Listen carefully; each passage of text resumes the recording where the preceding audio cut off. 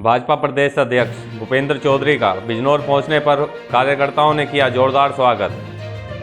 Bharatiya Janata party के प्रदेश अध्यक्ष भूपेंद्र चौधरी का कार्यकर्ताओं ने बिजनौर पहुंचने पर जोरदार स्वागत किया। बिजनौर पहुंचे भाजपा प्रदेश अध्यक्ष ने कलेक्ट्रेट पहुंचकर नवनिर्मित पंचायत भवन का लोकार्पण किया, जिसमें बिजनौर के भाजपा कार्यकर्ता मौके पर मौजूद रहे।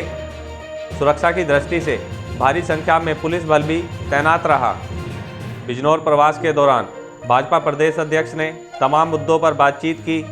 पेश है रिजवान मलिक की यह रिपोर्ट। एक विशेष कार्य योजना बनाकर भारतीय जनता पार्टी सारी सीटें जीतने के संकल्प के साथ चुनाव में उतरेगी। उत्तर प्रदेश की जनता और देश के प्रति जो मेरे नेता के प्रति लोगों का विश्वास है, उस विश्वास के आधार पर और सरकारों ने जो काम किए हैं उन कामों के आधार पर हम लोग विशेष रणनीति बनाकर सारी सीटें लोकसभा की जीतेंगे। ये संकल्प है हमारा।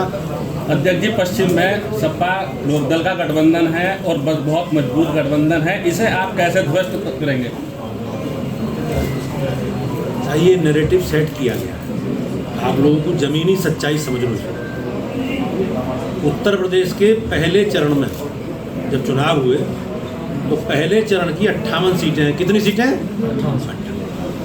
और उस पहले चरण में जिले थे शामली, मुजफ्फरनगर, मेरठ, बागपत, हापुड़, गाजियाबाद, नोएडा, बुलंदशहर, अलीगढ़, आगरा, मथुरा, ये जिले थे।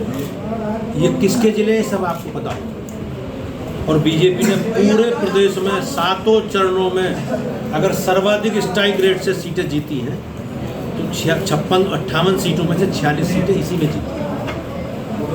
तो ये लोगों ने नैरेटिव सेट किया है। ये सबसे ज़्यादा आंदोलन के प्रभाव वाला क्षेत्र भी है। सबसे ज़्यादा हमारी जो आबादी है ना जी, इसी में आते। देखो सर्वाधिक सीटें जीती है बीजेपी। आप सारे चरणों का असेसमेंट करो, ये जो पहला चरण है इसमें सर्वाधिक सीटें बीजेपी जीती है। और हम सब लोग, अब मैंने पहले भी कहा, अब भी दोबारा दोहरा, बीजेपी किसी जाति, समुदाय, भाषा, भाषी, किसी क्षेत्र की पार्टी नहीं। अब बीजेपी पूरे देश भर के लोगों की पार्टी है, सब भाषा भाषी लोगों की पार्टी है।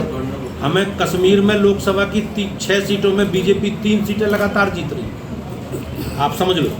हम कर्नाटक जैसे राज्य में दक्षिणी भारत के 80% सीटें 25 साल से भाजपा जीत रही है। लोकसभा में स्ट्राइक रेट 80% है। पिछले लोकसभा चुनाव में गठबंधन कर लिया था जनता दल एस ने और कांग्रेस ने, बीजेपी 28 में से 25 सीटें जीती।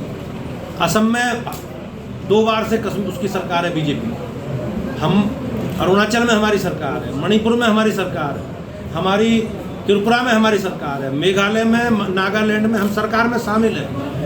तो देश के अधिकांश हिस्सों में भाजपा की सरकार है। 80% सीटें, विधानसभा 17 में 80% सीटें और लोकसभा 2014 में 90% सीटें। ये लोकतंत्र के लिए, किसी भी राजनीतिक दल के लिए, अपने प्रदेश और देश की महान जनता का इतना आशीर्वाद और इसने नरेंद्र मोदी जी के नेतृत्व में भाजपा को मिला है, हमारे लिए गर्व की बात है। और हम सब अपेक्षाएं लोगों की पूरा करेंगे।